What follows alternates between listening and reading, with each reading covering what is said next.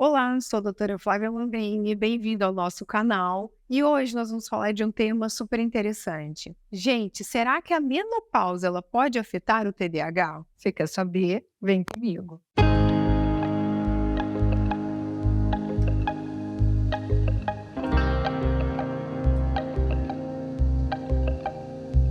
Menopausa e TDAH. Gente, se você sofre de TDAH ou se você está entrando na menopausa, se você já está na menopausa e está preocupada, fica até o fim desse vídeo. Eu vou estar explicando sobre isso, tá? Então, não vou me ater tanto ao TDAH, mas sim à menopausa, essa questão. E vou estar dando dicas de suplementos, de alimentos, o que a gente pode fazer para estar melhorando. Então, vamos entender um pouquinho. Durante ali perimenopausa e menopausa, a gente tem uma flutuação dos níveis de estrogênio muito mais alta. Até mesmo antes da perimenopausa e menopausa, durante o ciclo menstrual, a gente pode ter alterações do TDAH pela mudança dos hormônios. Mas o que acontece?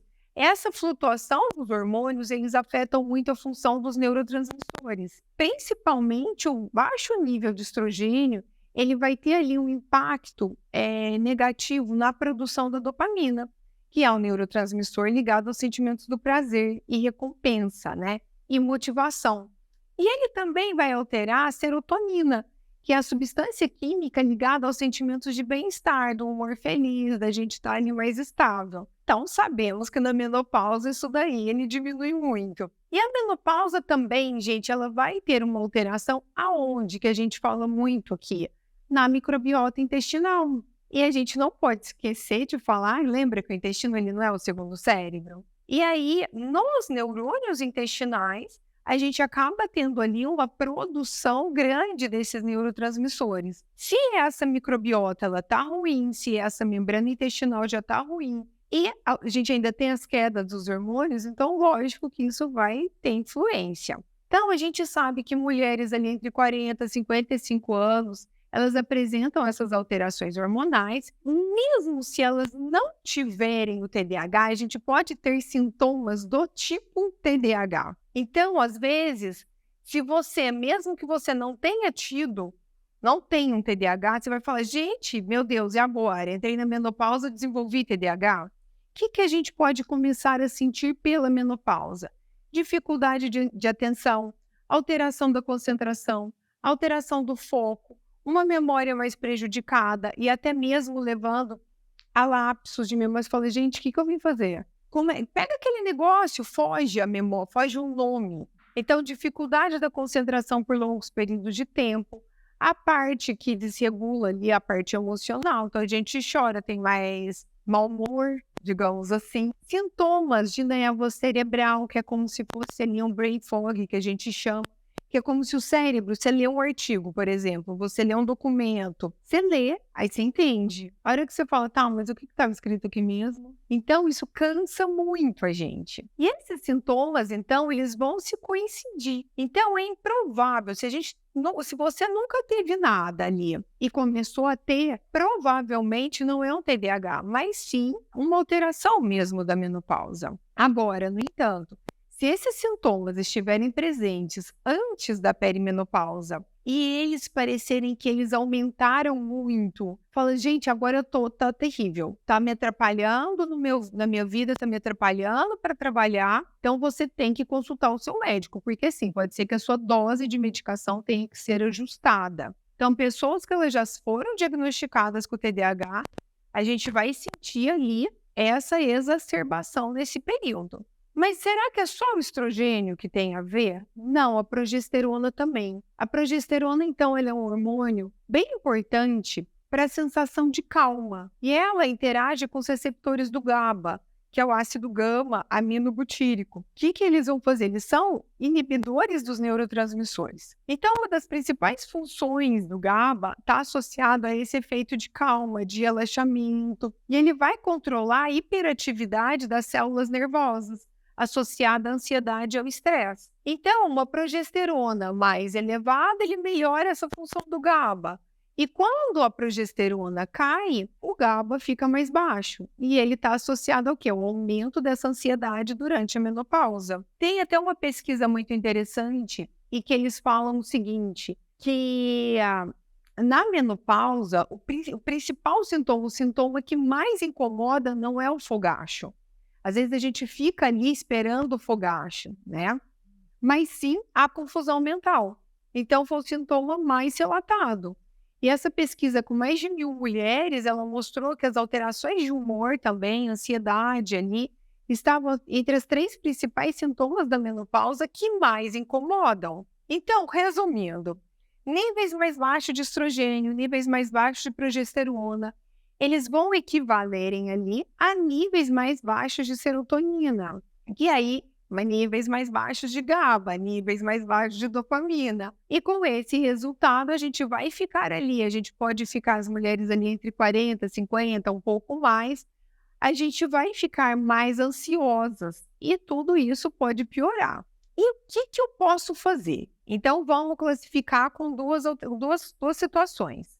A primeira, eu já tenho TDAH e estou na menopausa. Se você pode usar o hormônio, ele vai te ajudar nessa situação, tá? Pelo menos para esse TDAH não ser alterado. Se você não pode, a gente vai dar várias dicas agora. E se você vê que você não pode estar usando o teu TDAH alterou bastante, a gente tem que voltar e procurar o seu médico. Se você não tenha, nunca teve TDAH e chegou na menopausa, você fala, meu Deus, eu estou desenvolvendo, estou fazendo um TDAH agora, calma, que provavelmente é só a menopausa. E a pior fase dela é os primeiros 5, 6 anos, depois ele tende a melhorar. Então, o que a gente pode fazer? Primeiro, gente, cuidar da gente. Então, primeiro ponto, melhorar a alimentação, né? O que a gente precisa tirar? Primeira coisa, alimentos processados. Alimentos processados, geralmente, eles contêm altos níveis de gorduras que são prejudiciais à nossa saúde. Esses aditivos que são colocados ali, eles podem contribuir para uma inflamação, um estresse oxidativo. E esse estresse oxidativo e a inflamação, eles vão impactar muito negativamente na sua função cognitiva e na sua memória. Alimentos com alto teor de gordura, com alto teor de açúcar, principalmente. Então, o açúcar associado ali com a gordura é o pior alimento que a gente pode ter a nível de inflamação. Mas um alimento com alto teor de açúcar, ele leva a picos de glicose muito alto. E ele vai causar quem? Inflamação e também vai piorar a memória e a função cognitiva. Além disso, ele é associado a muitas doenças neurodegenerativas. A gente não pode esquecer que a gente hoje em dia considera, por exemplo, um Alzheimer, um diabetes tipo 3, né? Então, vamos ficar atento a isso. E não é só o açúcar, mas os carboidratos refinados, eles entram no mesmo pacote. Então, pão branco, massas, doces, tudo isso ele pode piorar muito esse nível de açúcar e vai inflamar a sua cognição. Então, você vai ficar ali com aquele pensamento mais lento. Gorduras, as gorduras trans, geralmente em alimentos ou fritos, ou alimentos processados, eles também pioram, tá? Eles contribuem para o desenvolvimento ali de alterações cerebrais, além das placas nas artérias, né? Então, que vai comprometer também ali a sua memória. O que a gente pode fazer? Gente, acrescentar os alimentos que Deus criou. Então, as frutas, as verduras, as saladas, as carnes, o ovo. Então, quando a gente coloca mais essas substâncias, elas são riquíssimas em fitoquímicos, em antioxidantes, em vitaminas, minerais. Então, isso daí ele ajuda muito a limpar esse organismo. Outro alimento que é muito importante para a saúde intestinal, que vai te ajudar bastante, é o caldo de ossos, né? Então, ele ajuda muito. Tem muitos vídeos na internet ensinando a fazer o caldo de ossos, e você pode estar usando ele, você congela e usar ele todos os dias.